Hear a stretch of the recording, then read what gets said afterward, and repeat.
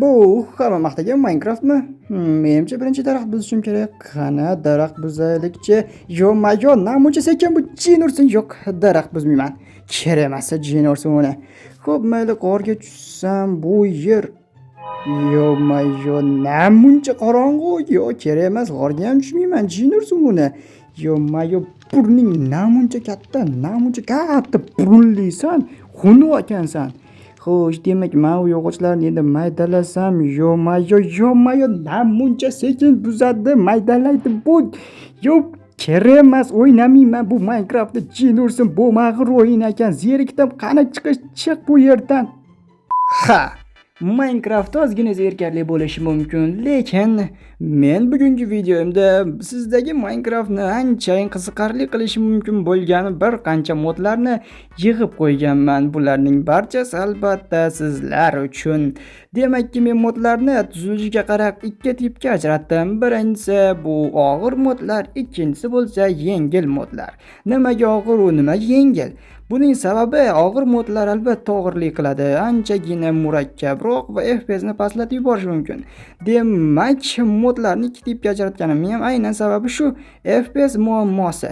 Aynan mana shuni deb ularni ikkiga ajratdim. Demak, birinchi o'rinda biz og'ir modlarni ko'rib chiqamiz. Demak, og'ir modlar bu yerda Revolution Shader, Biome Realism, Skupka va Corecraft va albatta FPS ko'rsatkichi bu og'ir mod emas. Lekin aynan mana shu modlarni dunyoga qo'shib turib kirsangiz va mana bu Minecraft dunyosi ajoyib. Bu yerda Biome Realistic hamda Corecraft bu yerda yetarlicha strukturani o'zgartiryapti va qo'shimcha biomlarni qo'shib beryapti va bu yerda FPS yetarlicha past. Agarda men sozlamalarga kirib shader ishlashi uchun vibrant vizualni yoqadigan bo'lsam va u ishlaydi va mana endi yo'g'iga telefonim eshakday hangrashni boshlaydi va FPS juda ham past. Ularga men bu modlarni og'ir modlar sarasiga kiritganim yo'q, chunki bular telefondagi FPS ni yetarlicha pastga tushirib yuboradi, lekinchi Minecraftni strukturasini yetarli darajada o'zgartirib ham beradi. Nega FPS pastlaydi? Shader quyosh nuri, soyalar va akslarni realroq hisoblaydi. Suv to'lqinlari shaffofligi va aks etishini qo'shimcha yuklab beradi. Shu bois ham shader orqali FPS yetarlicha pastlab ketadi va qo'shimchasiga Corecraft hamda Realistic modi bilan bu yerda FPS ortig'i bilan pastlashga sabab bo'lyapti. Shuning uchun ham men bu modlarni og'ir modlar deb atadim va buning uchun yetarlicha kuchli telefonga ega bo'lishingiz kerak. Aytgancha, bu modlarning hammasi Bedrock uchun mo'ljallangan. Axir men Bedrock versiyasini o'ynayman va yana videoni oxirigacha ko'ring, chunki men siz faqatgina Javoda ko'rgan modni aynan Bedrock uchun topdim. Shuning uchun ham videoni oxirigacha ko'rishni maslahat beraman va endi og'ir modlarni ko'rib bo'lgan bo'lsangiz, endi men siz uchun maxsus yengilroq modlar, ammo Minecraft qiziqroq va kerak bo'ladigan bo'lsa, Minecraftda yutishda vaqtdan tejalaydigan modlarni ham yig'ib qo'yganman. Demakki, endi aynan mana shu modlarga navbatni beraman. Birinchi modim bo'lsa bu hayvonlar modi. Bu mod sizning dunyoingizga turli xil va juda ham ko'p hayvonlarni qo'shib beradi. Menimcha faqatgina mol va qo'ylar bilan o'ynash qiziqarli bo'lmasa kerak, lekin bu mod orqali siz istalgan hayvoningizni boqishingiz mumkin. Menimcha bu Minecraftni anchagina qiziqarli qiladi va navbatdagi mod bo'lsa bu Structure modi. Bu mod dunyoingizning istalgan burchagiga, istasa osmon, istasa yer ostiga, xohlasa yerga turli xil tuzilmalarni qo'shib yuboradi. Albatta, bu bilan Minecraft yana ham qiziqroq va Structure modi ham menimcha ancha yaxshi va FPS ni ham pastlamaydi va navbatdagi mod bu Female Villagers.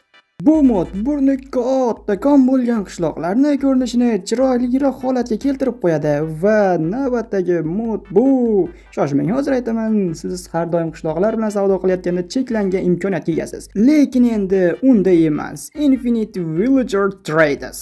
Bu mod sizga qishloqlar sotish mumkin bo'lgan любой narsani cheksiz xarid qilishingizga yoki cheksiz sotishingizga imkoniyat yaratib beradi. Menimcha qishloqlar bilan savdo qilish unchalik ham yoqimli emas-ku, lekin cheksiz xarid va sotish bo'lsa ancha yaxshi. Navbatdagi mod bu Night Vision. Bu sizning dunyongizga Night Vision effektini beradi va albatta bu bilan sizning dunyongiz ancha yorug' va hatto tunda ham bemalol ko'rish imkoniyatiga ega bo'lasiz. Menimcha kechasi ko'rish bu ancha yaxshi. Har qalay qop-qorong'u g'orlarda yurgandan ko'ra bu ancha samaraliroq. Va navbatdagi mod bu Low Fire. Siz yonasiz, biroq yongan taqdiringizda ham olov sizning ekraningizni to'sib qo'ymaydi va ancha pastlatib qo'yadi.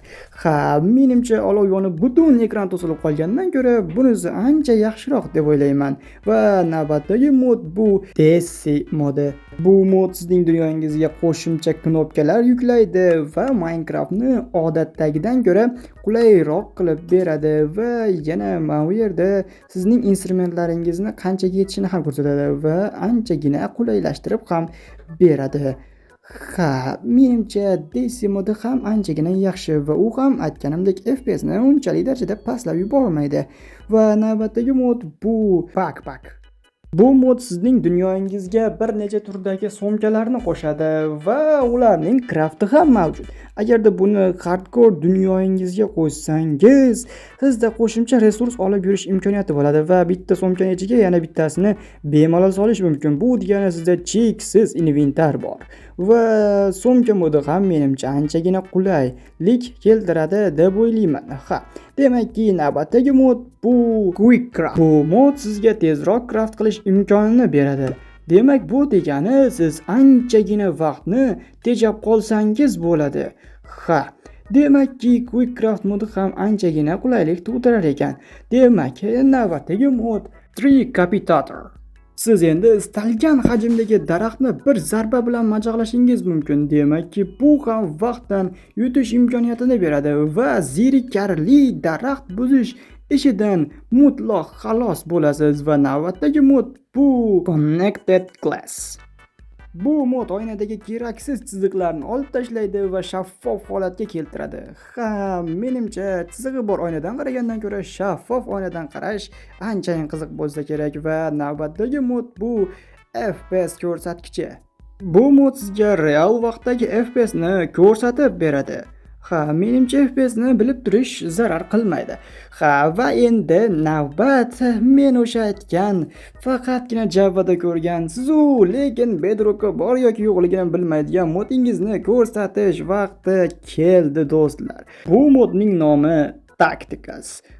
Bu sizning Minecraftingizga turli xil qurollarni qo'shib beradi.